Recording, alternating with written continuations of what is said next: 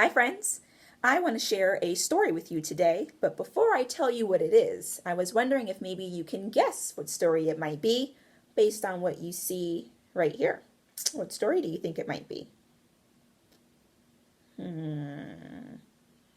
I see a little girl who's got yellow or gold hair, and there's three animals here. They're different colors, but they're the same kind of animal.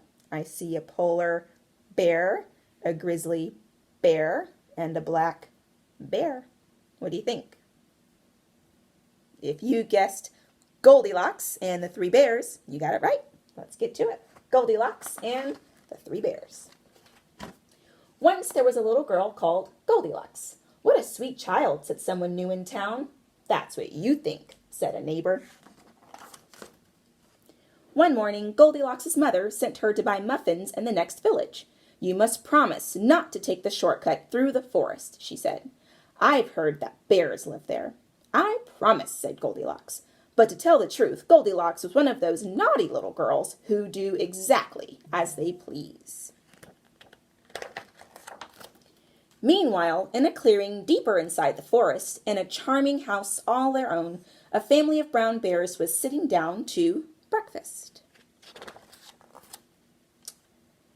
"Patooey!" cried big old Papa Bear. "This porridge is scalding. I've burned my tongue." "I'm dying!" cried Baby Bear. "Now, really," said Mama Bear, who was of medium size, "that's quite enough." "I know," said Papa Bear. "Why don't we go for a spin while the porridge is cooling?" "Excellent," said Mama Bear. So they got on their rusty old bicycle and off they went.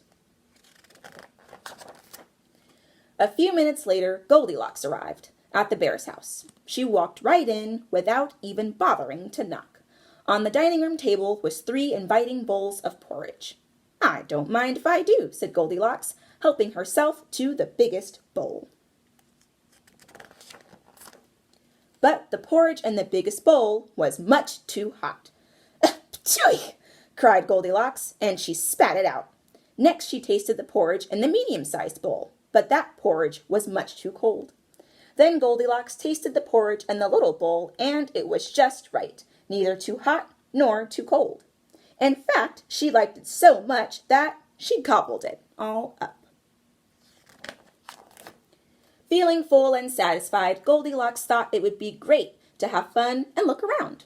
Right away, she noticed a lot of coarse brown fur everywhere. "They must have kitties," she said. In the parlor, there were three chairs. "I don't mind if I do," she said, climbing into the biggest one. But the biggest chair was much too hard, and she just couldn't get comfortable. Next, she sat in the medium-sized chair, but that chair was much too soft, and she thought she might never get out of it. Then Goldilocks sat in the little chair, and that chair was just right, neither too hard nor too soft. In fact, she liked it so much that she rocked and rocked until the chair fell completely to pieces. Now, all that rocking left Goldilocks quite tuckered out. "I could take a little snooze," she said. So she went to look for a comfy place to nap. Upstairs were three beds. "I don't mind if I do," said Goldilocks, and she got into the biggest one. But the head of the biggest bed was much too high. Next, she tried the medium-sized bed, but the head of that bed was much too low. Then Goldilocks tried the little bed, and it was just right. Soon she was all nice and cozy and sound asleep. She did not hear the bears come home. The three bears were mighty hungry, but when they went in for breakfast, they could scarcely believe their eyes. "Somebody has been in my porridge," said Papa Bear. "Somebody has been in my porridge," said Mama Bear. "And somebody has been in my porridge," said Baby Bear, "and eaten it all up." In the parlor, the three bears were in for another little surprise. "Somebody has been sitting in my chair," said Papa Bear. "Somebody has been sitting in my chair," said Mama Bear. "Somebody has been sitting in my chair," said Baby Bear, and broken it to smithereens. The three bears went upstairs on tiptoe, not knowing what they would discover. At first, everything seemed fine, but then Papa Bear lay down on his big brass bed. "Somebody has been laying in my bed," he cried, and he was not amused. "Eat!" cried Mama Bear. "Somebody has been laying in my bed." "Look!" cried Baby Bear. "Somebody has been lying in my bed.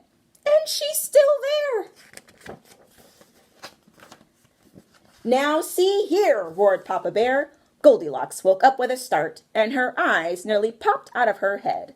But before the bears could demand a proper explanation, Goldilocks was out of bed, out the window, and on her way home. "Who was that little girl?" asked Baby Bear.